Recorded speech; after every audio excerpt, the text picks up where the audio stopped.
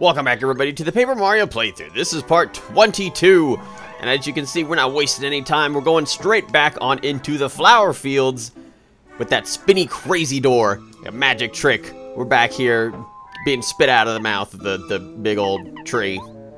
The Wise Wisterwood, that's his name.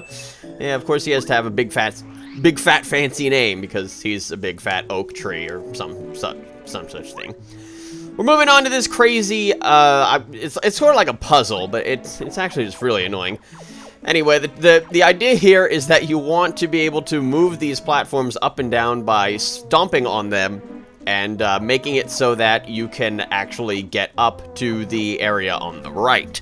It's easier said than done, and I haven't quite done this in quite some time, so I'm pretty much going to be winging it in this specific area, so in the meantime, I might as well just go ahead and do something I haven't done in a while, and that's read just a smidge of information, perhaps. I think I was in the place of the end of the reception, and basically, Paper Mario was the top-selling game in Japan on the week of its release, selling more than 276,000 copies. That's a lot. It was also the 8th best-selling game from January to June 2001 in the US. It was voted one of the top 100 games of all time by Electronic Gaming Monthly. Paper Mario was rated the 63rd best game made on a Nintendo system. It really should have been 64th. In Nintendo Power's top 200 games list. And the 13th greatest Nintendo 64 game of all time by the same magazine. Now, I think I almost got it here. See, it's just a process of that one thing called elimination. Process of elimination, yes. That process. Alright, so we got a fancy Magic Koopa here, and since I don't really care what they do, I might as well just say what they do, and yeah, they give electricity to one of their allies, which is really annoying. You can't really hit them or anything with some sort of physical attack like, oh, I don't know, jumping on them. But you can use ranged attacks, and that's just fine. You won't get zappity-zapped by them. Pretty much, it's the same effect as if they had a Volt Shroom. Also, I didn't really quite... Oh, no, this guy's still chasing me. I didn't really quite pay attention to what Merlee gave me there. I think it was defense up. So, altogether, very... Oh, my God, why does there have to be so many of them? Alright, I think I was pretty much just looking at these four guys, and I was like, you know what, screw this. We're just gonna... Never mind. I was gonna say we're just gonna mash them all, but then that had to happen. There we go. Alright, Lucky Lester getting him with the second attempt with his Spiny Surge ability. You know, I really should have done this specific thing first and getting the upgrade so that he could be Ultra Rank. Or was it Super Rank? Super Rank. This is only the first one. I don't know why I'm getting ahead of myself. So that he could have been Super Rank, and then I actually could have beaten them in one turn instead of having to go through all that nonsense. But see, that would involve me using a process called thinking. And wow. I think it's pretty apparent that I'm not doing that here in this specific area. There's a lot of Lakitus here. I really don't enjoy fighting them. They're not fun at all to deal with. They just throw hordes of Spinies at you, and I don't even think you can reach them unless you have the third tier boots. So, we got stuff going on here, and these guys are just nonchalantly letting Mario just walk on by them. Yes, talking to them. Yes, hello. I see you're very busy. Yes, indeed. I love this one specific Lakitu. It's like, I mean, I love Clouds. Love him. You know, he's like one of those cool guys that hangs around the water cooler, you know? Anyway, so aside from this guy, there are a couple of ways to begin this mini-boss battle. You can talk to that specific Lakitu. I can't remember if the Lakitu on the far right will begin the battle, but also if you walk up and try to hit this crazy cloud-creating machine, it will also begin the battle. So, of course, not sped up because it is a mini-boss battle, as evidenced by the music. So, we're gonna get some serious action going on here with Lucky Lester's new Spiny Surge. It is 3 damage per turn, and I'm still not taking them out in 1 turn, which is not cool. Ow.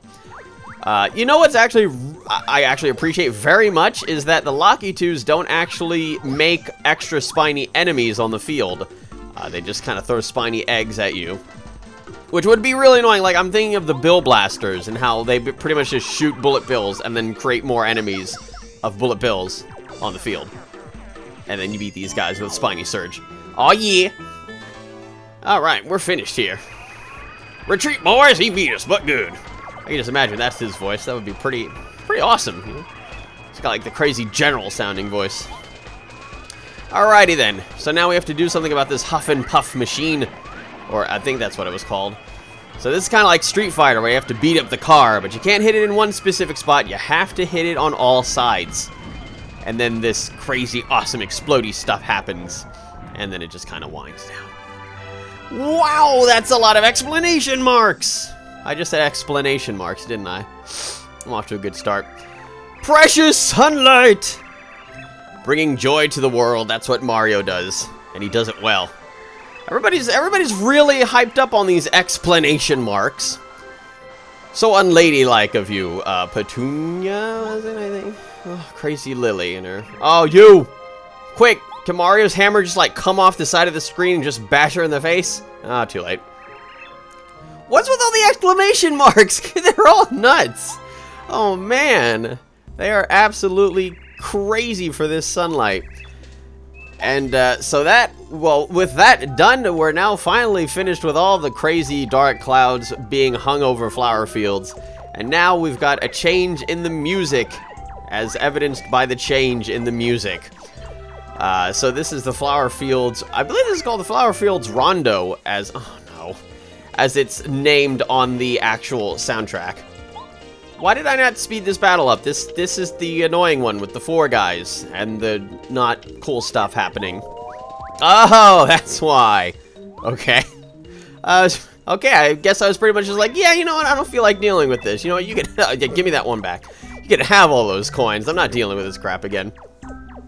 Alright, so back to the Wise Wisterwood we go, and now we got to save. Saving is important. We gotta do some other stuff, unfortunately. But as... oh my god. Listen, mister, I just kinda wanna go back to Toad Town first, so I can heal and save. At least I believe that's why, as evidenced by this time skip. Nothing really important happened. Oh, right, now I know what's gonna happen now. So, a little bit of super speedy action. And of course, once again, I seem to have forgotten, even though I just used it, Locky Lester can go over spikes and stuff. And that would have really saved me a little bit of time there with Parakarry and whatnot.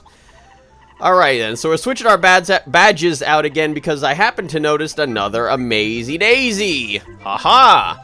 Yes, we're going to be doing a little bit of Amazy Daisy grinding, as it were.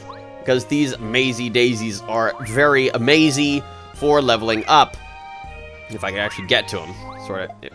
Okay, well that was unfortunate. And very annoying, I must admit. Ah, man, I hate dealing with these bee guys. I can't remember if I showed this, but the bees actually have another attack. Oh, now I got you. Come here. There we go. Got you with that dizzy attack. The bees actually have a second attack where they make little baby bees that kind of circle around Mario and hit him like 4 times. Like, it makes 4 little bees and each of the ones hit him for 1 HP each, and you have to dodge each individual attack from the baby bees. Wow, it's annoying. And we got a little bit of fan smack going. Wow. I don't. Oh, well, that's right. Yeah, he's stunned for. Yeah, there we go. Okay. Just making sure, you know, that I don't lose him or anything, because the Amazy Daisies have a very high chance of running away, which is unfortunate. And there we go. We're taking care of business. And get lots of star points. And not enough for a level up. That stinks. Oh, well. Guess you can't win them all, can you? Well. In Mario's case, yes, you actually can win them all. But in my case, no, not really. Alright, so we're throwing this honey syrup away, and then we're doing some more super speed, and I don't know why. I don't understand what's happening here. Also, wait, I just fought this crazy Daisy before, and there was 2 bees with him. What happened to the bees? What am I doing right now? I don't even know, I'm so confused. So, we're gonna use Parakarry again to get out of here. Okay, well, at least it's super sped, so that takes the annoyance out of it. No idea, we're just kind of switching badges around. Am I actually going on with the important stuff now, or am I just kind of still... Oh, okay, there we go. Okay, so now we're moving on to the final part of the flower fields before we depart and finish up this chapter. And that would be planting the bean. Well, first you have to place the soil, then the bean, then the actual entire pail of water to water the bean. As I was yelled at by the Wise Wisterwood for not doing it correctly. Sorry. I mean, I kind of saw dirt on the ground there, so I just kind of figured I could just shove it in there. Unfortunately not. And then, of course, not unlike a Mario game, planting that bean in the ground will cause magic to happen, because Mario games revolve around magical stuff happening all the time. And now we're going, yes, we're going up to one of my most favorite places in the game, and I know it's very trivial that it is one of my favorite places in the game, but it's just, I find it very, very awesome. We're Mario and the Beanstalk now. We're making our new fairy tale. That's a pretty big sprout, I must say. You know, usually a sprout indicates something that's pretty small, but this is a very large-looking vine. Oh, here's the Mr. Akashi plant, and I don't know why I decided to talk to him. I just kind of felt like it, and he actually told me something that's legitimately useful. Basically, that well that I found, where you can throw stuff down in it, apparently you have to throw a blue berry into the well, and then good things will happen. So, yeah, you know. But of course, he still tried to be, you know, a little antagonist about it. Saying, you know, you definitely shouldn't throw a blueberry in there. I'm telling you the truth. I swear. No tricks here. Alright, so up we go. Spinning around the vine, which makes no sense. Why couldn't he just been like, you know, the first Super Mario Bros. Where he just climbs up it? Here we are in the Cloudy Climb. And I actually made a weekend music for this song because despite the fact that it's a very monotonous sounding song, I just find it very awesome. And I love the background going on here. I mean, the clouds are really crazy and gimmicky with the ice cream and the cherry and the lollipop. But look at how blue that sky is. Look at all the sunbeams shining down and the awesome yellow clouds that Mario is just able to walk on because he's been able to walk on the clouds for many, many years now. Don't question it. It's just something he can do. Must be something on his shoes, perhaps, that gives him magical powers of cloud steppiness. There appears to be some sort of strange brown cloud here. What in the world is this? It's talking. Oh, it was the Puff Puff machine. Oh, sorry, talking cloud. Uh-huh. I don't really like that he doesn't like the sun. This is very unfortunate. See... Is that you, Spike? Yeah. So if you actually have Lucky Lester out, he will actually say that specific line, and if you don't, well, he doesn't. So apparently this guy works for King Bowser. This is the super bad guy of chapter number 6. This is Huff and Puff, the final boss of the chapter. And we're just going to totally lay into him with some super epic power bouncing action. Every time you hit this guy, he makes the little, I can't remember what they're, rough puffs. Makes a bunch of little rough puffs around him, and this is where Lucky Lester shines by using his Spiny Surge to knock out pretty much all of them. And of course, the rough puffs have minds of their own, despite being part of their initial creator. And yeah, then they do nonsense like this, like the Jungle Fuzzies. You know, this is something that they've never done before, but now they can. And when he sucks them in, yeah, he gets health back, because apparently Huff and Puff is just a gigantic mass of rough puffs just shoved up into one really, really annoying boss that just breaks into multiple rough puffs and never stops. Spiny Surge all over the place. Yes, everywhere. Front to back, top to bottom, ceiling to floor. So unfortunately that always seems to make two rough puffs stay behind. Yeah, I was kind of trying to find the word there. And so, unfortunately, Huff and Puff also does other stuff like this. I think, yeah, this is kind of like the hurricane attack. You have to spam the heck out of A, and I think if you do it fast enough, yeah, you can get hit by for 2. Man, you really have to mash the button as fast as you possibly can, though. And as people have seen from one of my previous streams when I did Mario Party, people know I can spam that button pretty gosh darn fast. Don't believe me? I will practice it and show you in this video right now. Just listen. Isn't that fast? I know, I'm very strange like that when I do crazy, nonsensical things like this. So I decided to use Muscular's crazy attack thingy, and now he's doing less damage. I like that. I like that a lot. Also going to be using Lucky Lester's new fancy power-up for his super rank. It's Cloud 9. And basically it kind of works like Watt's power-up thingy, where I sort of, you know, if you hit it at a certain point, you'll get it for a certain amount of turns, and it will decrease your chances of being attacked, as you see it worked there. Very useful. Alright. You know, like, I always love how the partners that you get during the chapter are always the most broken ones, like when it comes to the boss fight. Although, to be quite honest, Watt is always broken, no matter what. So, oh my god, they're all leveled down in attack power. Amazing. Alrighty then, that's a lot of little down arrows. Taking them all out, well, except for 2, of course. That's unfortunate. They're gonna talk again, aren't they? Yeah, they gotta have a conversation. The full power of my storm. Oh yeah, leave him to me. I can do a whole 2 damage to him. Nope, I can't even hit him at all. Master Hufflepuff, you better just do this yourself. Oh my god, he's constipated. Get that man some KO Pectate, quick! Quickly!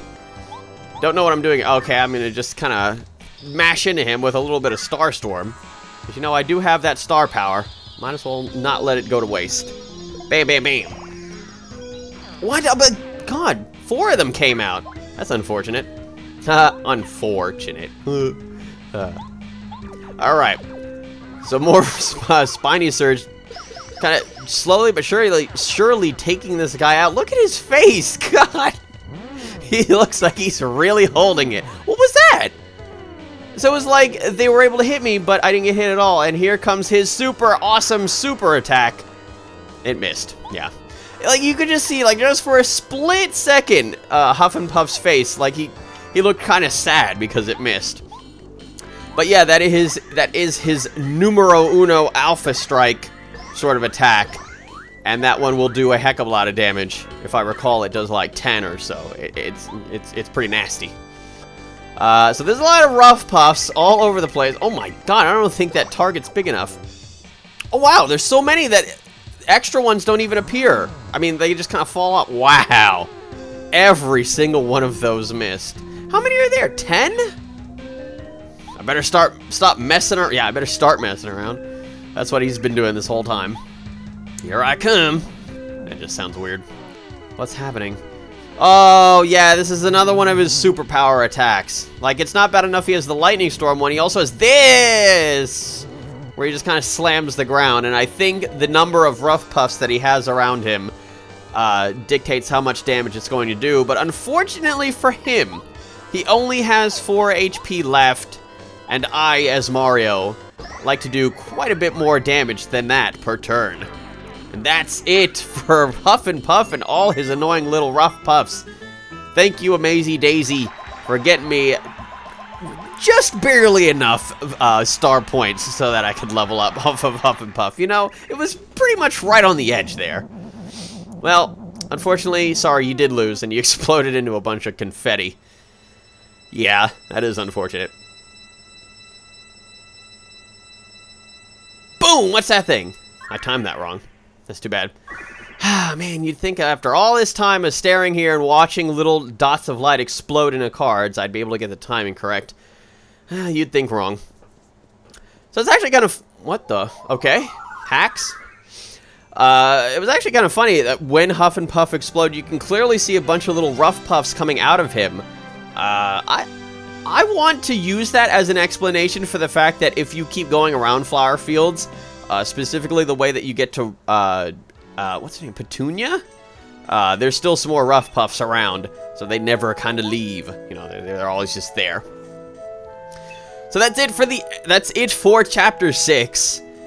Making good on our promise to help Flower Fields. Even though Mario didn't verbally agree to anything, he definitely helped, what was it, Minty and that, Bubulb outside of Flower Fields to save the day and take out all those clouds up top of Flower Fields. And, of course, after the chapter, we get some roaming Peach action. She is roaming around, indeed. Yeah, remember that sneaky parasol thing that I got from that game show? Well, hang on, Princess Peach, I'm texting my Star Spirit friends. Give me a minute. Oh, Twink. You and your social media. Alright. So getting out of here again through the fireplace once more. I was going to say something and I unfortunately forgot what it was. And after a little bit of backtracking, now remember what it was. I actually had a conversation with someone that the clouds over flower fields, you know, like I said in, what was it, the last part? Or, yeah, I think it was the last part. You know, when the sun was kind of just standing there, and I was like, you know, this makes no sense. Why are the clouds only over flower fields? You know, but when you come out of, or, I mean, I'm sorry, why is the sun, like, only in flower fields, but, like, clearly you can see the sunlight in other places in the world? Somebody did say to me that they, you know, kind of figured that flower fields was in a completely different world, or, like, a different dimension or something. But, I decided to go ahead and look it up, and I found a world map of Paper Mario, and the flower fields are actually just north of Goomba Village. How does it make sense that the sun is down in flower fields, but not in Goomba Village, which is right next door? Nobody knows. Good old plot holes. Oh, very convenient.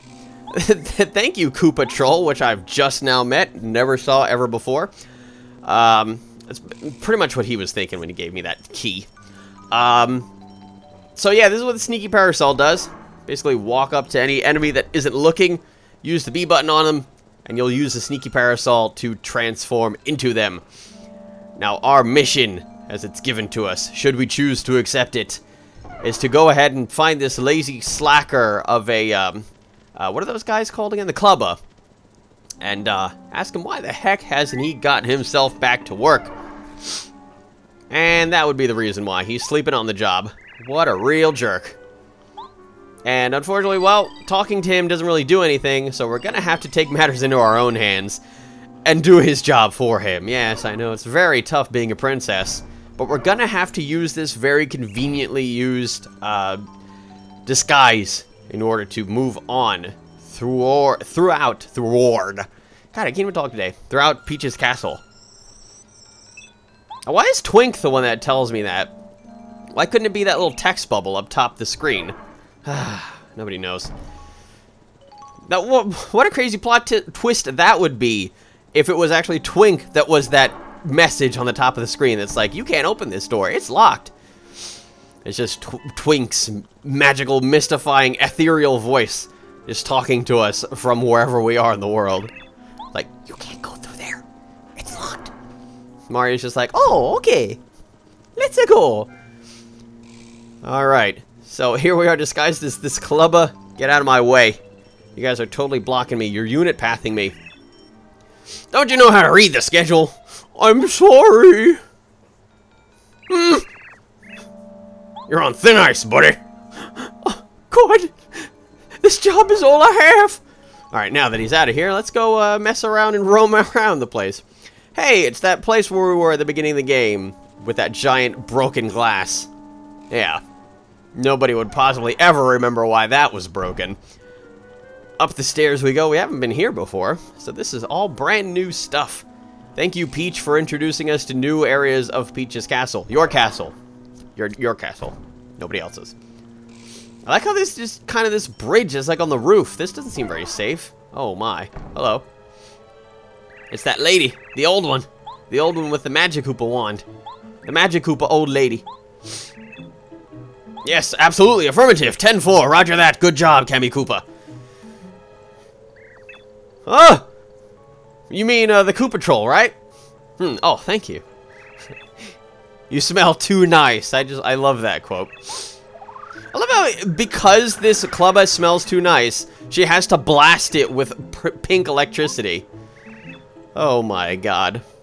It's amazing because Kammy Koopa is just kind of like, you know, if I was her, I'd be totally fed up with the princess by now, and I would have just thrown her off the roof. But, you know, that would have been just me. Because I'm just an evil, evil dictator like that. And here we are with the new guy. It's Kleavor, the 6th star spirit. That means that one more is yet to come. Oh, that's too bad. Well, good thing Mario was here to save the day, as he always does. And now we get Kleavor's super special, fancy, super sexy power. Look at that sexy bow tie he has. Time out, a new star spirit power. Now this, I can't remember if I mentioned this, that there was a stopwatch item that basically can do the same thing. It kind of freezes all enemies in place. And it's kind of like the same thing as like paralysis and sleep and all that other stuff. It does the same thing. Basically just makes enemies just not attack you. Why couldn't they do more, you know, interesting and more varied stuff, you know, like, I don't know, burn them or stuff, you know, damage over time, whatever. Listen, giant talking tree, I know you like to talk and you're a giant tree, but you don't have to talk to me all the time. But I do like that little mention that he made, you know, saying that Mario is like a hero of the ages and that he was glad he could live long enough to see him in action. But that's going to be it for this part of the Paper Mario playthrough. Join me in part 23, where we'll be seeing more of Mario in action. Not like this black screen, though. See you all next time.